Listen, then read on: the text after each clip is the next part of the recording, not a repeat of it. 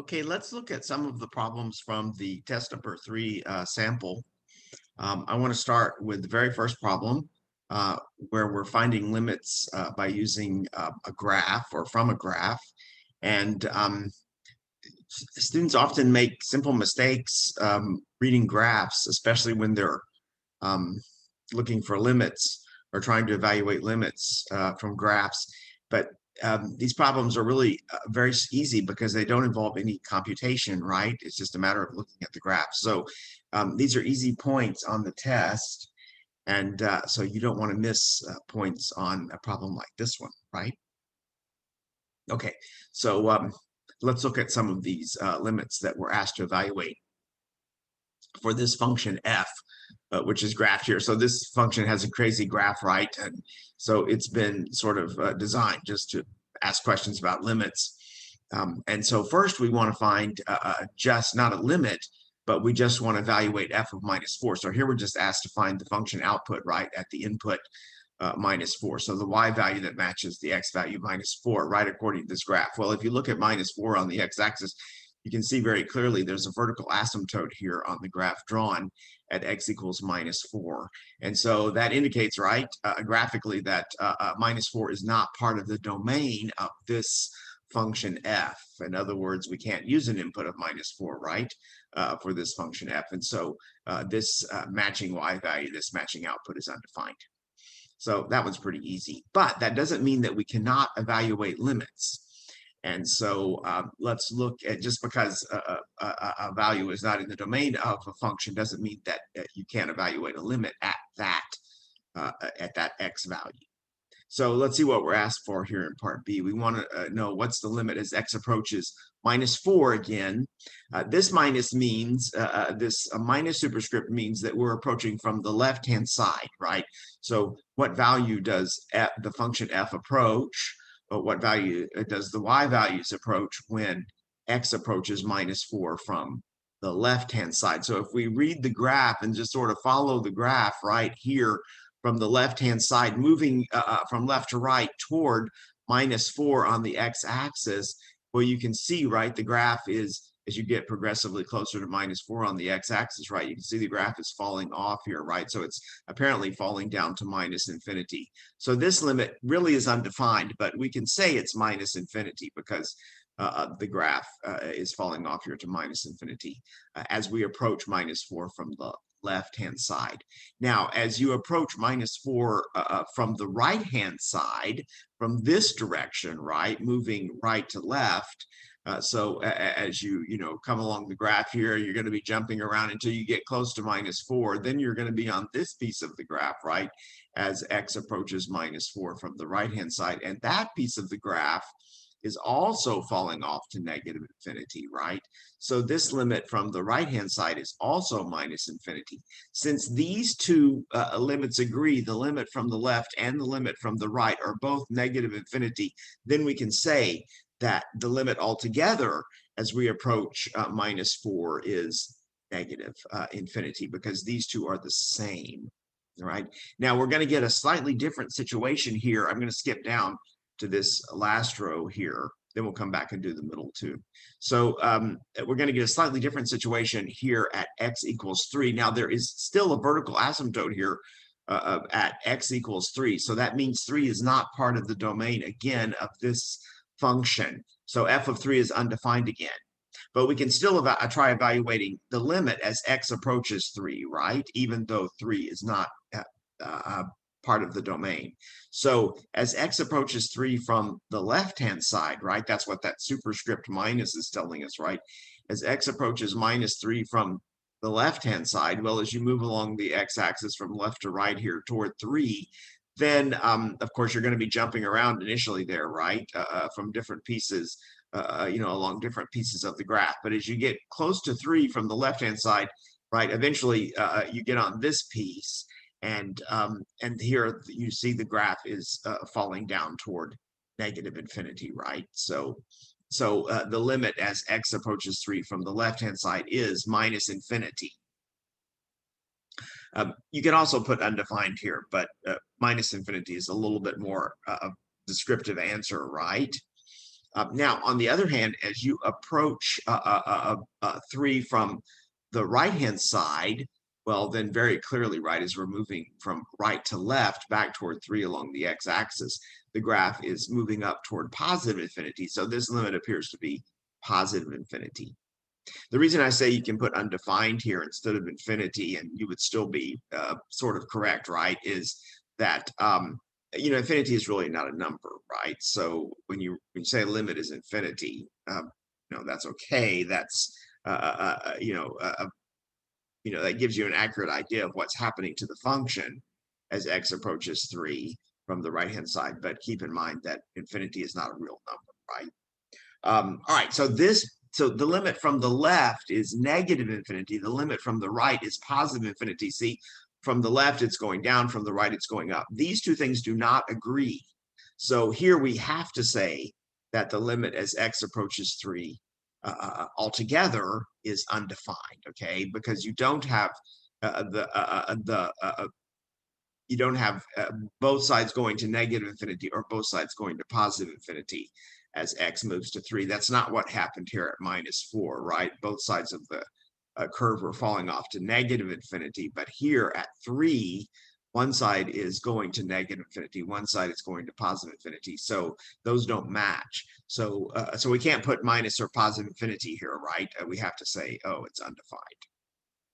Now, let's look at some instances that are not negative or positive infinity or undefined. So a little bit more down-to-earth examples here, right? So what about -2? So f of -2, that -2 is in the domain. Here's -2, right, on the x-axis. And we can see f of -2, although the graph is a little bit unusual here, f of -2 is not up here because we have the open dot, right? But f of -2 is down there where the closed dot is, and that is 2.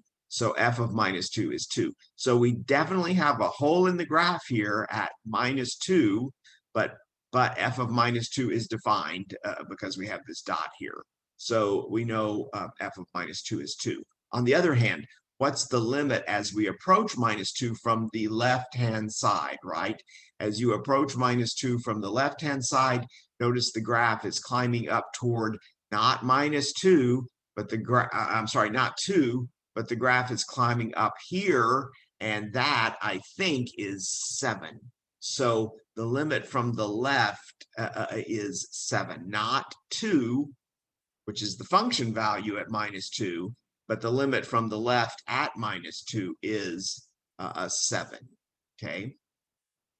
Same thing from the right. As you approach -2 from the right-hand side, the graph is again moving up toward 7. So this limit is 7.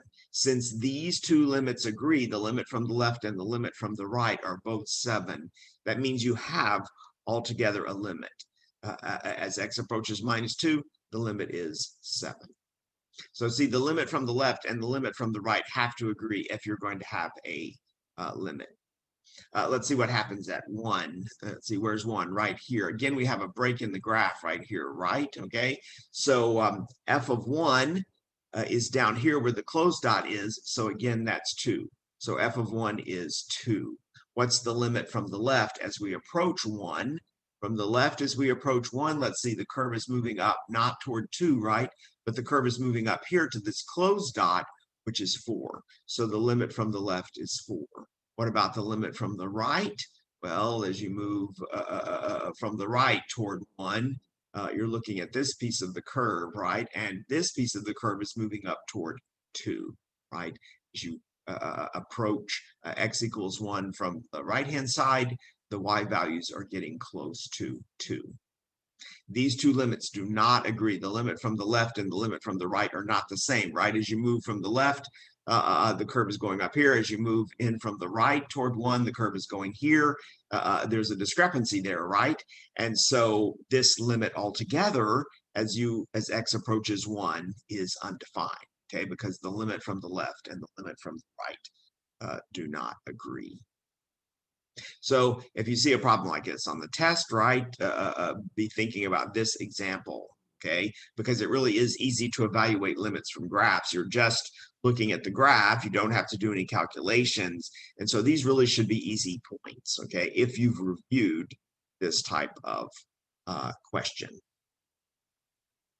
Okay, now let's look at calculating a limit, not from a graph, but instead from a formula. So here in part B, that's the one I want to look at. We want to know what's the limit as x approaches 1 of the square root of 5x plus 4. So what's the limit of this expression? What value does this expression approach as x approaches 1? As we substitute values for x that are closer and closer to 1, what value does this expression approach? Well, look,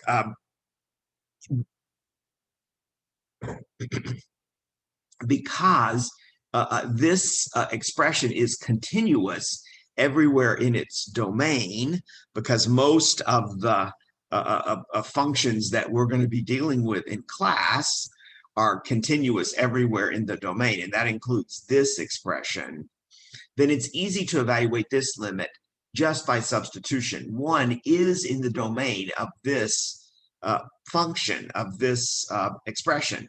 If you plug a 1 in for x, then you can evaluate this square root and get a real number result, all right? So 1 is in the domain of this function. And again, since almost all of the functions that we're going to be studying in class are continuous everywhere in their domain, then we're pretty certain that this function is continuous at x equals 1.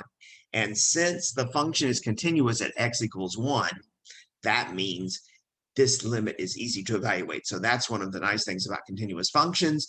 They make limits like this one easy to evaluate. All you have to do is substitute 1 for x in the expression and evaluate. So when you plug 1 in for x here, you get 5 times 1 plus 4, that's 9. So we have square root of 9 is 3. So we know here that this limit is 3. We can do that we can evaluate that limit just by direct substitution, substitute the limit value in for x into the expression, and we're allowed to do that because this function, square root of 5x plus 4, is continuous, all right?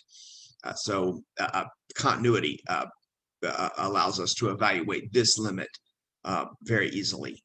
So on the test, for instance, I think, you know, when you're trying to evaluate a limit from a formula, from an expression like this one, you just want to ask yourself, hey, can I substitute the limit value into the expression?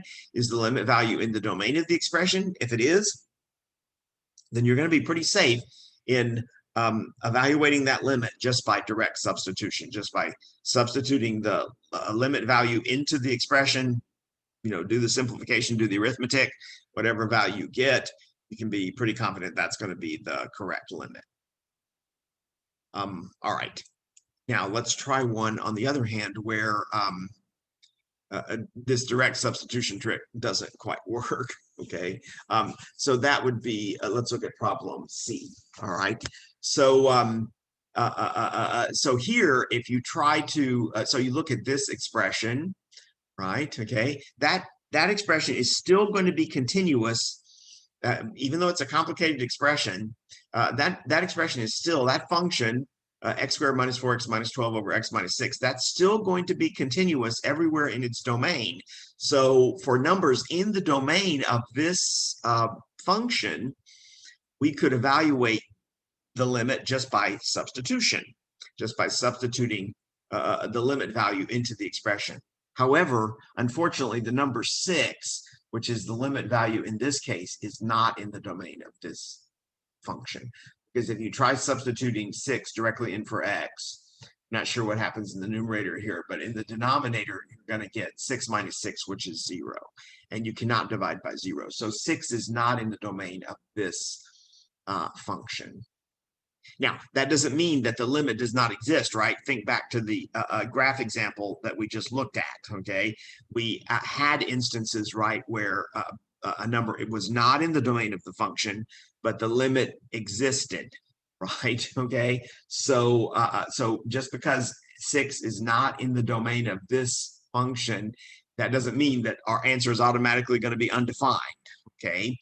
The limit might exist. And actually, in this case, the limit really does exist. And so here's the game we can play to see that the simplification we can make to see that the limit really does exist here. We get a little bit lucky in this instance. It turns out that x squared minus 4x minus 12 factors, and factors is x minus 6 times x plus 2.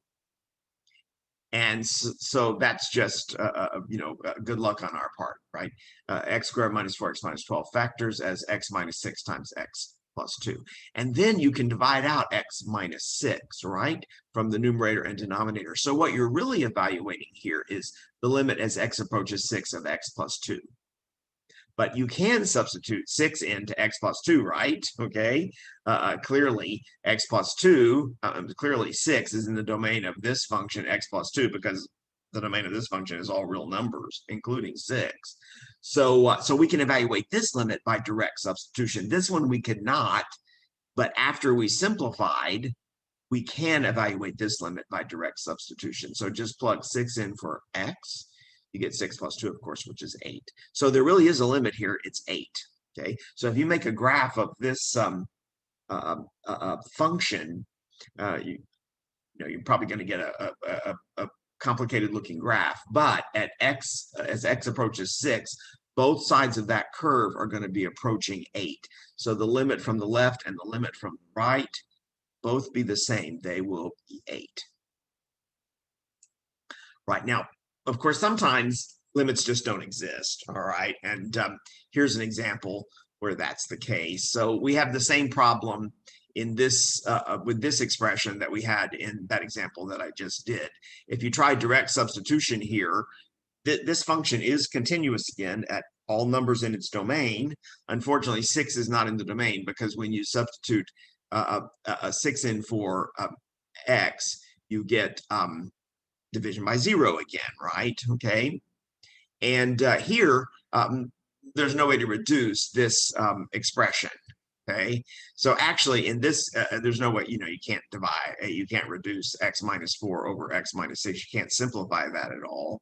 So, so here, this is really a case where the limit is undefined. Okay. No way to simplify this. There's just not a limit. As x approaches 6 here of this function. If you look at a graph of x minus 4 over x minus 6, I'm not going to show you one here, but here's what's going to happen. As you approach a 6 from the right-hand side, so if you look at a graph of this curve, as you approach x from the right-hand side, that graph is going to shoot up toward positive infinity. But as you approach 6 from the left-hand side, the graph is going to fall off to minus infinity. So actually, the limit here isn't even plus or minus infinity. The limit here is truly undefined because the limit from the limit from the right is positive infinity and the limit from the left is negative infinity. Those don't even agree. Okay, so so you can't even say that the limit is negative or positive infinity. There's just really nothing to write down as a limit here. So we have to say this is undefined. Okay. All right. So remember, in most cases, right, or in many cases, you can evaluate limits of formulas by direct substitution. If the limit value is in the domain of the formula, you can evaluate just by direct substitution. Okay. Now let's look at a little bit more complicated problem than evaluating limits. All right, so I know this type of problem is probably going to be the most challenging sort of problem you're going to see on the test, right? Here we're trying to, given a function x squared minus 4 cubed, and we want to find the critical numbers and then the possible turning points. And then we want to figure out where the function is, without looking at a graph, we want to figure out where the function is increasing and where it's decreasing. And then with that information, we want to determine if these possible turning points that we wrote down in part B here are authentic turning points, right? Because remember, sometimes possible turning points turn out to be not really authentic turning points when you actually look at the graph. But we're not actually going to even look at the graph, right? We want to make this determination if these possible turning points are authentic turning points just with pencil and paper without even looking at the graph. So all of this process, right, remember, is referred to as the first derivative test. So we're going to be practicing the first derivative test here to find turning points. And then along the way, we'll also be finding where the function is increasing, where the function is decreasing. Okay. So there's a lot of steps here, right? There's a lot of algebra involved in this process, especially for this problem. It's a little bit a more complicated function. So so there is a little bit of work here involved. But if you remember the steps, you will be able to get through all of these steps successfully if you remember them. Okay, you can work patiently through all of them, and can get questions like this right on the test, but you have to remember what the process is. Okay, so I'm going to pause here for a moment, and then we're going to come back and go through the steps.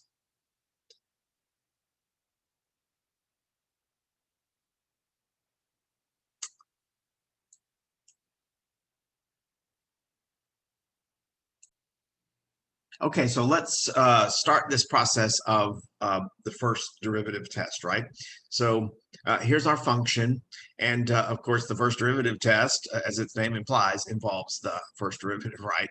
So in finding the critical numbers, right, you're going to take the first derivative. So here I've computed the first derivative that involves the power rule and the chain rule. And now to find the critical numbers, remember, you're going to look for where the first derivative is 0 or where the first derivative is not defined. This first derivative, though, has its domain all real numbers. You can substitute any number for x into this formula and carry out the arithmetic, right? So the domain of this formula is all real numbers. So we don't have to worry about where the first derivative is undefined. So we only have to worry about where the first derivative is 0. So here I've set the first derivative to 0, and now I want to solve this equation. This is a little bit of a tricky equation to solve, but fortunately, this equation is already in factored form. So we have a product here that equals 0, and so that means that one of the factors there has to be 0, right? So we know that 6x is 0, which easily implies that x is equal to 0, or we know that x squared minus 4 squared, don't forget the square here, we know x minus 4 squared, that may also be 0. Well, if x minus 4 squared is 0, that means just plain x squared minus 4 is 0, because you can take the square root of both sides here, right? And so you get x squared minus 4 is equal to 0. But x squared minus 4 factors, that's difference of two squares. So that factors as x plus 2 times x minus 2 equals 0. So here we have another product that equals 0. And that means one of the factors has to be 0. So either x plus 2 is 0, which means possibly x is minus 2, or x minus 2 is 0, which means x is possibly 2. So there are our three critical numbers. We get three critical numbers, so we have quite a few critical numbers here, right? X is 0, or x is either plus or minus 2. So three critical numbers. So we might have turning points at any of these three critical numbers, where x is 0, or where x is minus 2, or where x is 2. So in part B here, we're asked to find not just the x coordinates of the turning points. These are the x coordinates of the possible turning points, right? But we're asked to find the actual coordinates. That includes the y coordinate as well. So of course, you're going to take your x coordinate, each of these x coordinates, right? And you're going to plug them into the original function. Make sure you go back to the original function and compute the matching y coordinate. So I'm going to calculate f of 0. That turns out to be, when you calculate that, minus 64. I'm going to calculate f of minus 2. So when you plug minus 2 in here into the original function, you end up getting 0 as the matching output. And also when you plug 2 into the original function, you end up getting 0 as the matching output coordinate, matching y coordinate, right? So here are the coordinates of our three possible turning points, 0 and minus 64, minus 2 and 0, and then 2 and 0. All right, so those are possible turning points, but again, remember, they may not actually turn out to be authentic turning points. So we're going to actually figure out if these are authentic turning points, and at the same time, be able to determine where the function is increasing and where the function is decreasing. So remember, the way you do this, right, is you're going to make a really rough sketch of the graph. I mean, really rough sketch of the graph, right? So you're going to make a sort of a very rough x-axis here. I'm not even going to draw a y-axis, but we're going to make an x-axis here, and we're going to mark off these critical numbers, right? 0, minus 2, and 2 on my x-axis. So there's minus 2, there's 0, and there's 2. And then we want to choose numbers around these critical numbers to the left and to the right and in the middle of these critical numbers. And what we're going to do is, using the first derivative, so here's where the first derivative test part comes in. Using the first derivative, we're going to determine, is the function increasing or decreasing at these test values, right? And then that will tell us if the function has turning points at the critical numbers. So remember, my critical numbers are minus 2, 0, and 2. So I want to choose numbers to the left and the right and in the middle of these critical numbers. So first, let's take a number a little bit to the left of minus 2. I chose minus 3 because that's just most convenient choice. But you can pick any number to the left of minus 2. Let's pick a number between minus 2 and 0. Again, I chose minus 1 because that is just a convenient choice of a number between minus 2 and 0, right? So mark that off on my axis. Pick a number between 0 and 2. Again, a convenient choice there is 1. Pick a number bigger than 2 over here to the right of 2. And again, a convenient choice there is 3. So what I want to do is plug these numbers, the minus 3, the minus 1, the 1, and the 3, into the first derivative. You don't need to plug them back into the original function, into the first derivative, right? Because what I'm trying to tell is the function decreasing or is it increasing at these test values, minus 3, minus 1, 1, and 3, okay? And of course, that's what the first derivative helps you understand, right? Is the function increasing or decreasing at a particular place. So when you plug minus 3 into the first derivative, not the original function, go through the arithmetic. If I did it right, you get minus 450. The minus 450 is not, the actual value is not that important to me. What I care about is that number is negative. It's less than 0. So that means that over here at minus 3, the curve is decreasing because the first derivative is negative, right? So I know here the curve is decreasing.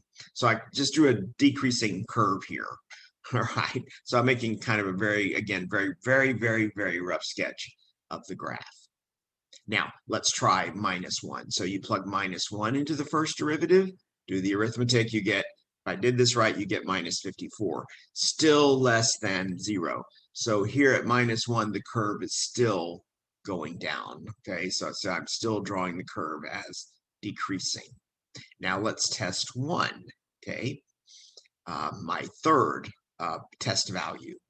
So I plug 1 into the first derivative, do the arithmetic, we get 54. That is positive. So the 54 itself, not that interesting a number, but the fact that it's positive is what is important to me. And so that means here the curve is increasing. And then let's try 3. So when you evaluate the first derivative at 3, you get 450. That's positive. So here at 3, the curve is increasing. So I drew an increasing curve here. All right, so what's the story then of my critical numbers? What's really happening at the critical numbers? Well, here at minus 2, see the curve was decreasing to the left, and it continues to decrease to the right. It decreases through x equal minus 2. So you don't have a you do not have a turning point at x equal -2 because the direction of the curve did not switch from decreasing to increasing, right? It's continuing to decrease both on the left and the right of x equals -2. So this is not a actual turning point. You don't have an actual turning point at -2 and 0. What happens at 0? Well, to the left of 0, right, the curve was decreasing because it was decreasing at -1. But over here at 1, because f prime of 1 was positive, the curve is increasing, right? Okay, so notice we have a switch here. At 0, the curve switched from decreasing to increasing.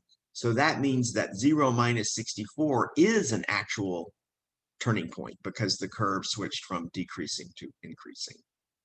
And then what happens at 3? Well, again, the curve is increasing. So at 2, we do not have a turning point. The curve is increasing to the left of 2 and it's increasing to the right of 2. So no turning point here. So we only end up with one actual turning point on this graph. Of the 3, only one of them was really a true turning point at 0 and -64. Where is the function increasing? It's increasing over here, right, to the right of 0. So it's increasing from 0 to infinity. Where is it decreasing? It's decreasing from -infinity to 0. It switches from decreasing to increasing at 0. So we have a turning point at 0 and -64. That's the last answer there, right? Okay. Only 0 and -64 is a turning point because the direction changes from decreasing to increasing at x equals 0. There you have it, right? So there you've analyzed that graph, without actually making the graph, although we did kind of make a very crude graph here, right? Okay.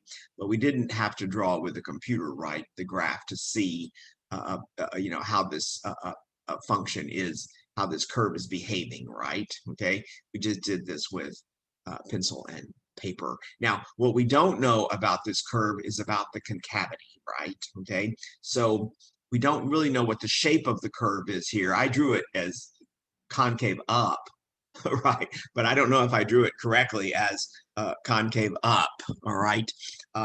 So we've analyzed the curve, at least the direction of the curve, increasing or decreasing, but we haven't analyzed the concavity. That we don't know yet.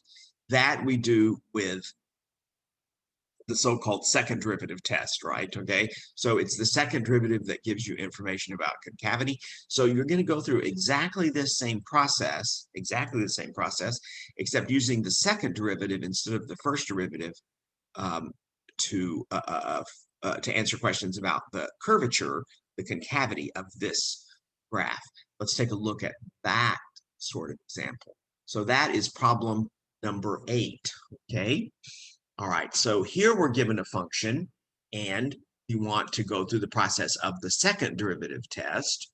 So the second derivative test helps us determine where we have inflection points rather than turning points, and where the curve is concave up and where the curve is concave down, right? Okay.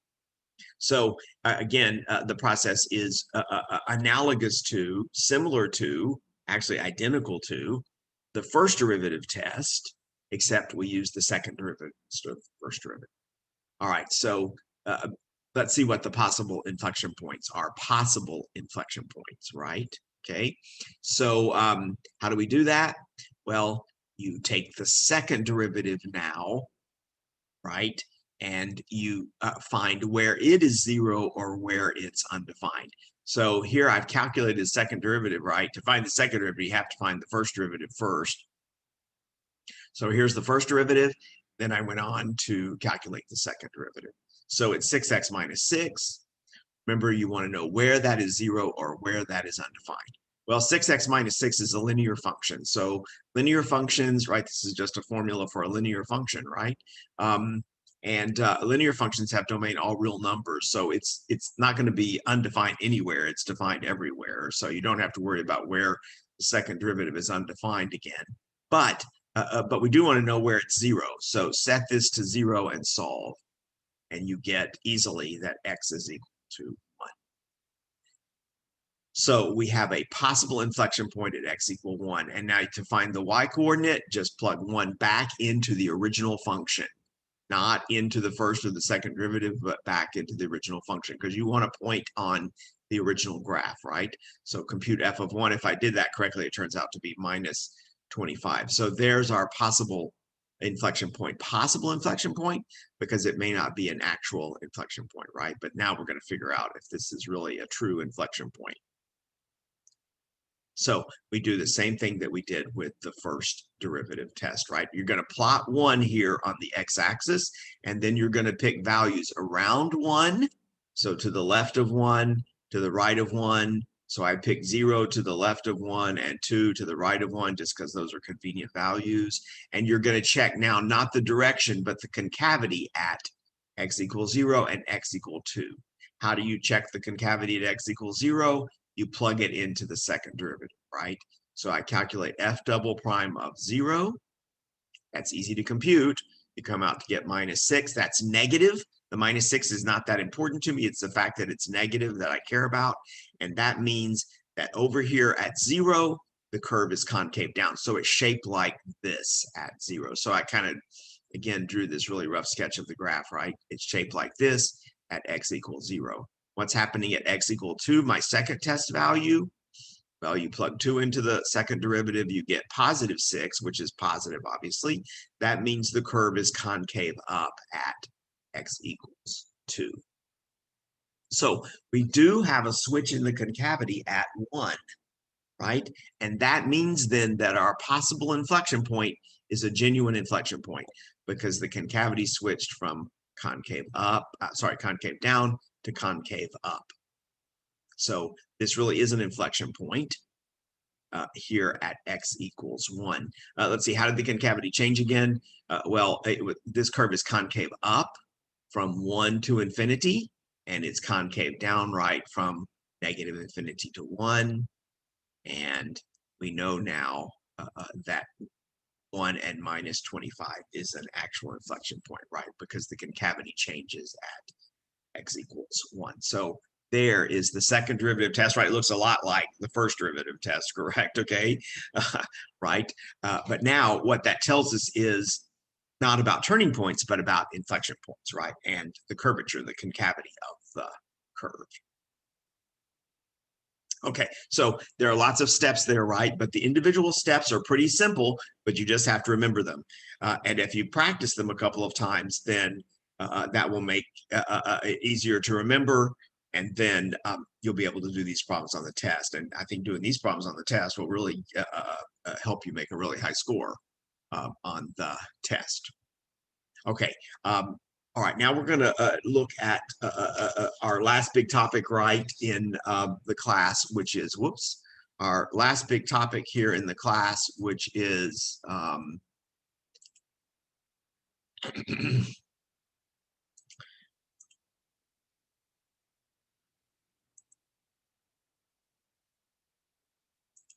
get back to the test. Oh, there it is. Our last big topic in the class, right, which is integration or finding antiderivatives, right? And so, so we're going to look at a couple of problems from a test like that. So let me pause again, and then we'll come back and look at those a couple of questions about finding antiderivatives, right, or integration. All right, so let's now finish here by looking at a few examples of finding antiderivatives, okay? All right, so I'm looking here at problem 10b.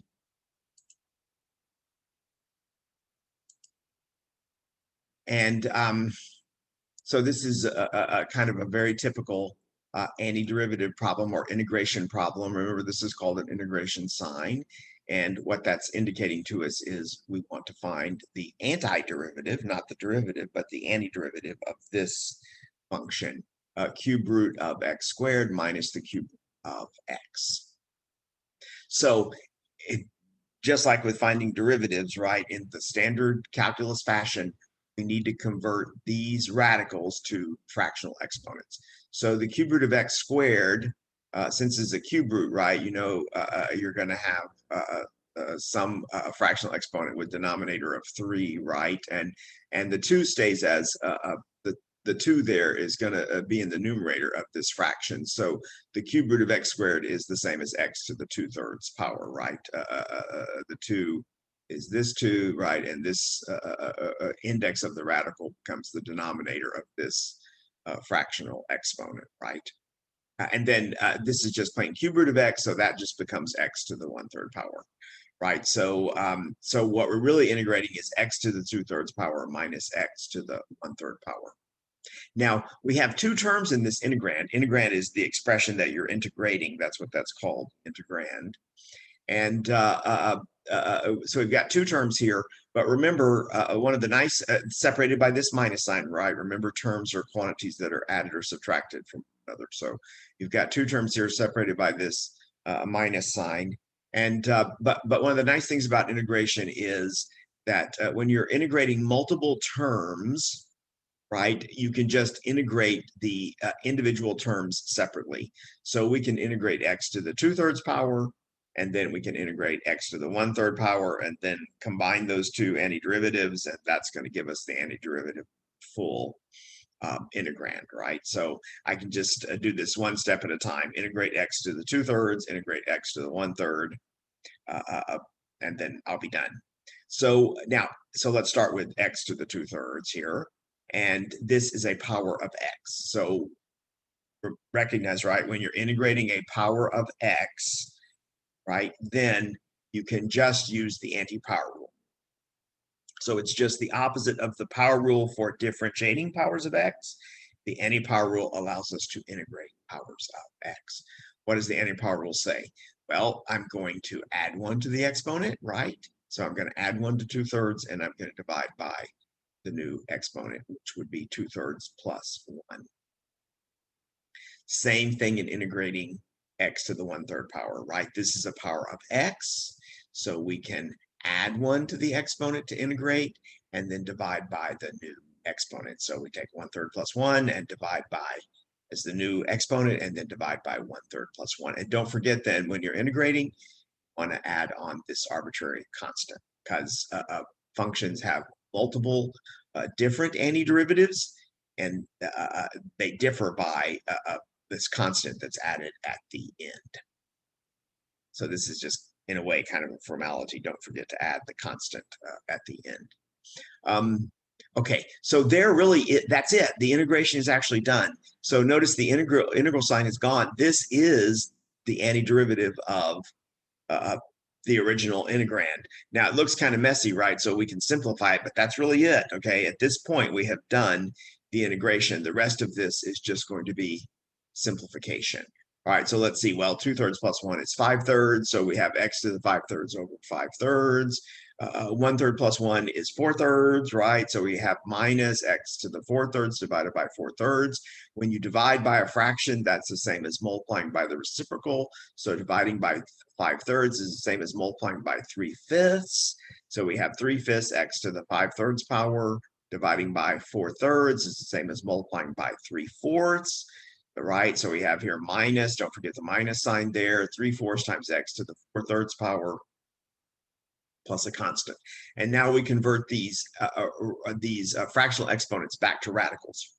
So x to the 5/3 means the cube root of x to the 5th power. The 3 becomes the index of the root, 5 stays as an exponent. So we have here 3/5, this 3/5, right, times the cube root of x to the 5th power minus this 3/4 times the cube root of x to the 4th power. X to the 4/3 power is the cube root. I left off the 3 there. Oops, so there's supposed to be a 3 there, right, on the answer sheet. The cube root of x to the 4th power, okay? And then plus the constant. All right, so now you can actually simplify a little bit further by hand. Cube root of x to the 5th power, that does simplify slightly.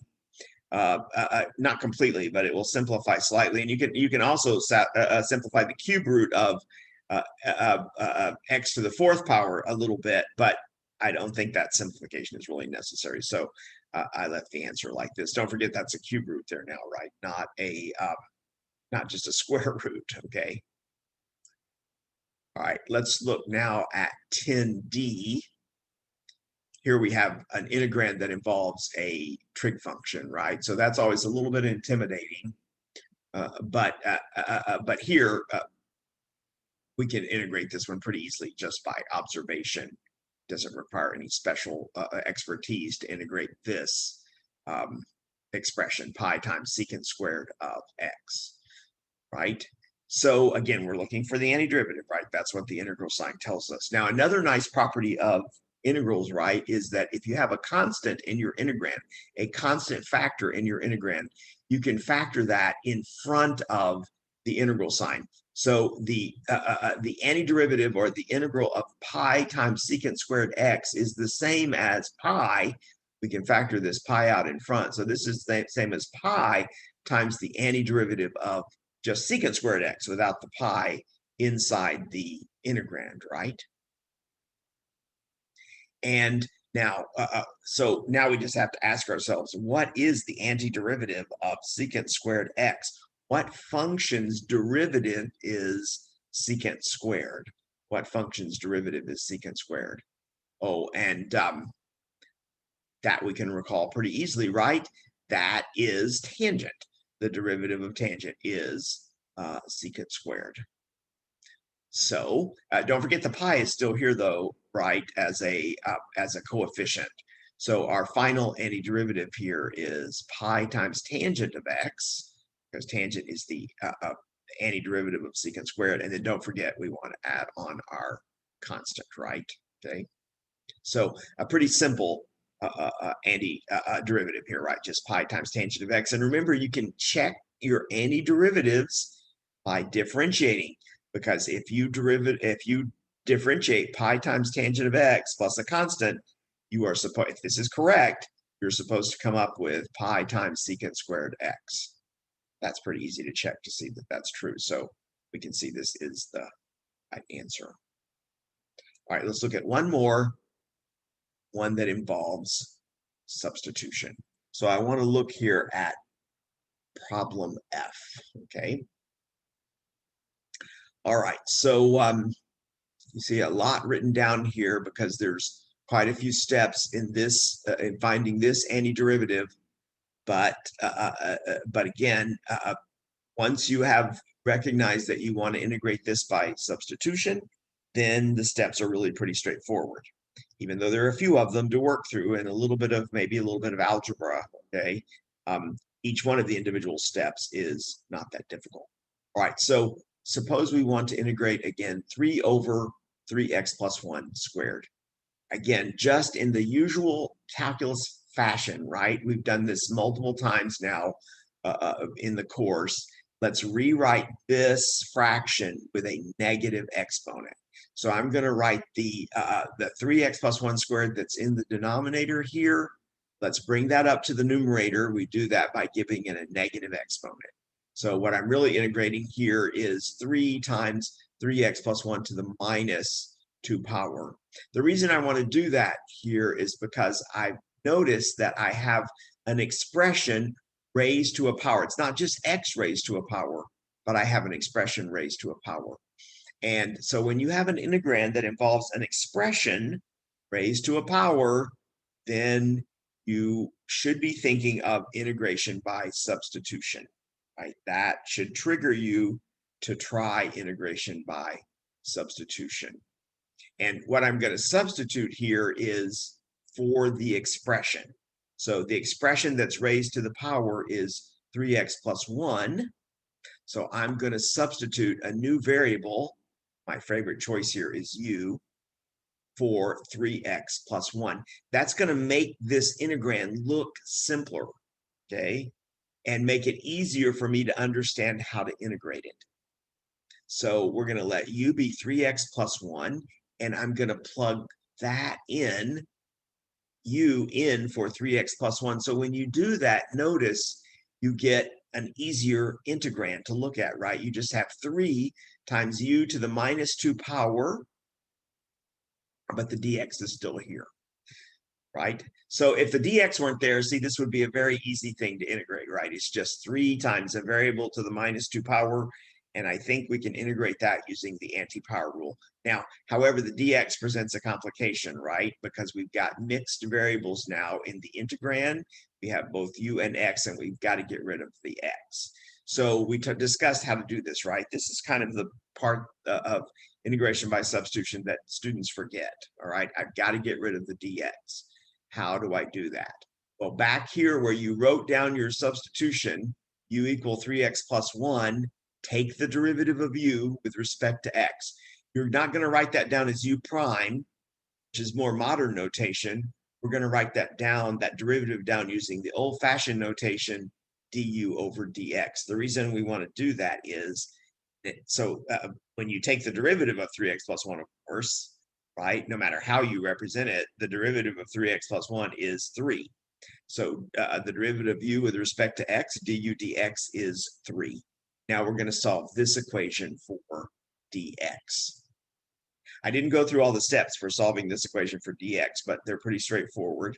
Multiply both sides by dx. So you would, when you multiply dx on the left-hand side, the dx is canceled, so you get du. And then on the right-hand side, you multiply by dx, you get 3 dx. So you have du equal 3 dx. That's the part that I didn't write down. Du equals 3 dx, and then divide both sides by 3. And when you do that, you get dx is du divided by 3. That we're going to plug in for dx. See, where I have dx here, I'm going to plug in du over 3, because that's what dx is equal to, right? It's du 3.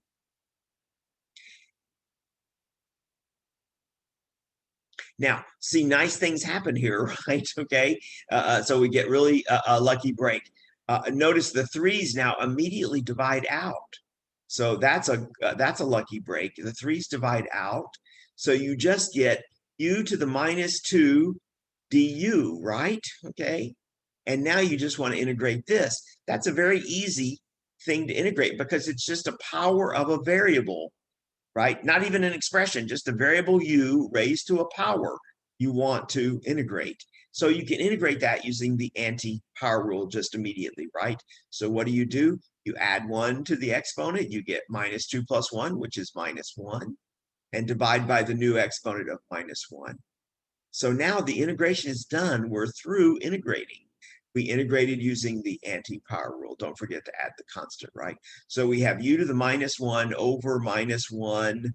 Well, you can rewrite that as minus, this minus sign is the same as this one, -1 over u, just write u to the -1 as 1 over u, right? Okay, so we have -1 over u plus a constant. And now the last step is we got to get rid of the u, because the original integrand had x's in it, not u's, right? So we need to get rid of the u. But now we remember, oh yeah, u was 3x plus 1. So now I sort of undo my substitution, right? Instead of having u, I'm going to rewrite 3x plus 1. So there's my antiderivative. It's pretty simple. -1 over 3x plus 1, again, plus the constant, right? So what triggered the substitution again? Don't forget, it was we had an expression, not just x, but an expression raised to a power. So I'm thinking of the anti-power rule, but the anti-power rule only applies if you have a variable, just a single variable raised to a power. So how do I get just a single variable raised to a power, not just a whole expression raised to a power? Well, I just substitute a single variable for expression, and that gets it in the form that I like it, and then I can integrate. All right, so there's an example of integration by substitution. There are a couple of more examples of those on the sample that you can look at. I think you can carefully read those steps and understand those integration by those other two integration by substitution problems. Okay, well, all right, so there's our brief test review, and good luck on the test on Tuesday, right? Okay, so I'll see you guys on Tuesday.